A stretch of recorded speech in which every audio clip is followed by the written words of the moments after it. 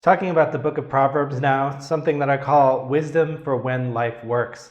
As I mentioned before, Wisdom Lit is my favorite thing to study. It's my specific area of study in the Old Testament, and more specifically, Ecclesiastes. And I actually teach an entire course on Wisdom Lit, so this is going to have to be obviously much, much shorter and more condensed, and just a really quick introduction to these things. So I'm really relying on you to be doing your textbook reading and to be watching the Bible Project videos to fill in the gaps that I can't really cover here. But when we talk about the book of Proverbs, again, I'm calling this wisdom for when life works. And actually in wisdom literature, when I teach it, I have kind of big ideas of each of the books. And the first one is Proverbs is wisdom for when life works the way it should. And Ecclesiastes is wisdom for when life is broken, when things aren't working the way they're supposed to. And Job is wisdom for when you don't have the answers. And we'll get to those things. But as we think about wisdom literature, I want you to consider that there are different kinds of wisdom, right? And we're going to go a little more deeply into this in just a second, but Proverbs is very different than Ecclesiastes and Job. We say that Proverbs, at least the part that we usually think of as Proverbs, where they're just like one sentence things, we say that it's observational wisdom. And then we say that Job and Ecclesiastes are speculative wisdom or experiential wisdom. All that really means is that Proverbs, for the most part, looks around at the world and says, look, these are things that we can see. Whereas Job and Ecclesiastes, it's wisdom that comes out of experience and out of pain and out of frustration. So it's a different kind of wisdom. It's a different kind of writing. I bring it up because we need to understand that all of this works together and it is all God's wisdom.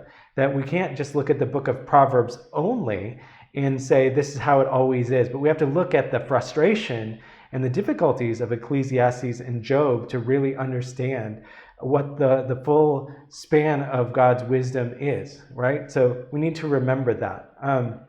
Also, something about Proverbs and observational wisdom is we believe, and it says in the book of Proverbs, chapter 8, and in other places, that God made the world with wisdom, that wisdom is almost like something that he has woven into the fabric of the universe.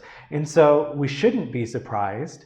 And in fact, we should feel affirmed when we see wisdom from other countries like Egypt or other places in the ancient Near East and even around the world, in China, in Thailand, in America. When we see proverbs that are actually very similar to biblical proverbs, that's okay. It means that God has created the world to work in a certain way, and wisdom is something you can tap into.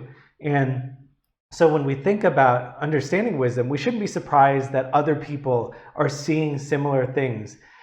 Even if they don't follow the one true God, they are tapping into that same wisdom that God kind of wove into the fabric of the universe. So we shouldn't be surprised when we see proverbs that are very similar to biblical proverbs in other languages and in other cultures. And again, I think it's actually a really important thing to understand that we should expect that, right? So when we think about the book of Proverbs, I really just want to look really quickly at the introduction because it is an introduction to the book. In Proverbs 1 through 7, it says, this is who the book of Proverbs is for. It's for the son, the simple, the wise. It's really for everyone. And the thing that's really important about this is that we think maybe, yes, of course, that Proverbs are for the simple to teach people, but we also have to realize that Proverbs are for the wise as well, that you're never done learning wisdom. And even the phrase, the word wisdom itself, in Hebrew, chokmah, it's actually got a really interesting meaning. In other places where it's not used of the word we use wisdom for, it actually speaks of like skill in doing something. That when people were making the temple in Solomon's time, it says that people have chokmah or wisdom or skill in working with certain metals or stone or something. It's also used of someone who pilots a boat, a ship. And so a lot of times when we think about wisdom and what it means, people say that it is skill at living, and particularly Proverbs. What sets it apart from Proverbs in maybe other cultures and places is that it is wisdom is skill at living life the way God intended it to be lived. And so there is this idea that's thrown in there that is more than just, being successful or getting ahead in life. It's also the fear of the Lord, which is humility. And the fear of the Lord is woven through all of the wisdom books in different ways. In Proverbs, I think that the fear of the Lord, when you really look closely at how it's used, it is understanding and having the humility to understand that we do not have wisdom, but only God has wisdom. So when we look at the book of Proverbs, there are different ways that this plays out. So I want to talk about, first of all, what Proverbs are, what they aren't, and what they're good for. First of all, what they are. There's a phrase that I'm not totally happy with, but I use it anyway because it's catchy and it helps us get the point. It goes like this. Proverbs are probabilities, not promises. Proverbs are probabilities, not promises. And what that means is when we're talking about what Proverbs are, they're not promises given by God. If you do this, then this will always happen. And a really great and common example of this that I think is really important is the proverb that says, raise up a child in the way they should go and they will not depart from it. There have been plenty of people throughout the book of Proverbs and in our modern Christian world who look at the book of Proverbs and they say, well, look, your child departed from the faith or the way, and so obviously you didn't raise them up in the way they should go. And so they use this proverb almost as a weapon, and they're misusing it. They're saying, well, this is a promise, and because you didn't get the fulfillment, it means you didn't do the right thing. And it's not that simple. Again, Proverbs are probabilities, not promises. What that means is that when you look at the book of Proverbs, it's observational wisdom. It says you look around and if you do this, this is usually what is going to happen in the world. If you are a hard worker, generally speaking, you will reap the rewards of that. And obviously there are exceptions to those things. And Ecclesiastes and Job are really the books about those exceptions. And so we need to understand what they are: probabilities, guides for life, to show us the right way to live, to show us how to live in a way that's pleasing to God, and really in a lot of ways to show us how to be successful at life. But they are not promises.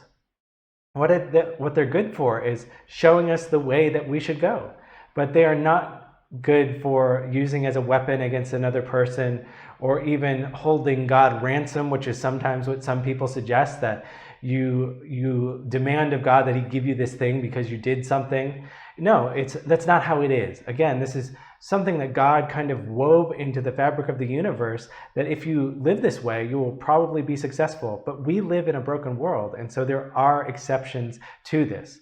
So when we think about the book of Proverbs and its outline, it's a relatively obvious outline. As I said, there's a really clear introduction of the book in verses 1 through 7 of chapter 1.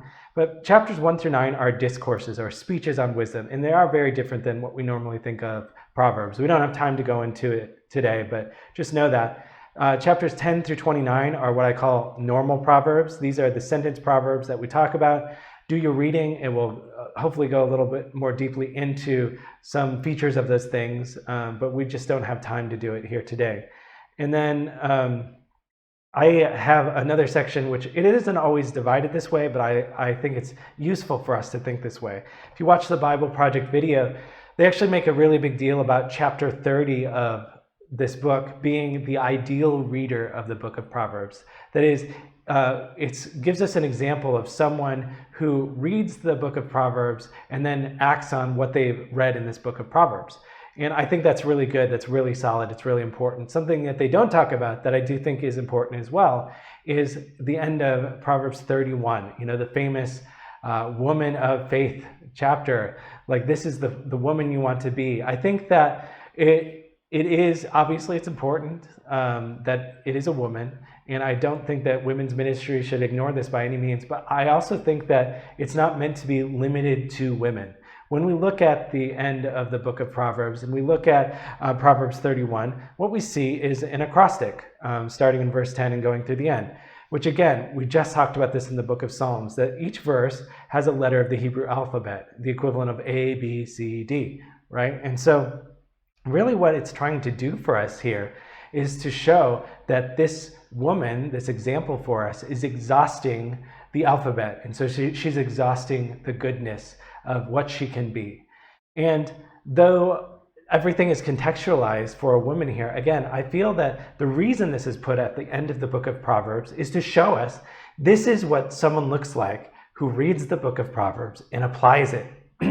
It's not necessarily limited to a woman. It's meant to show us that, and it uses a woman to demonstrate that even though women were maybe not regarded as highly during that time, that this woman is applying and living the life that Proverbs wants us to live, and everyone should be doing that. She is an example for us.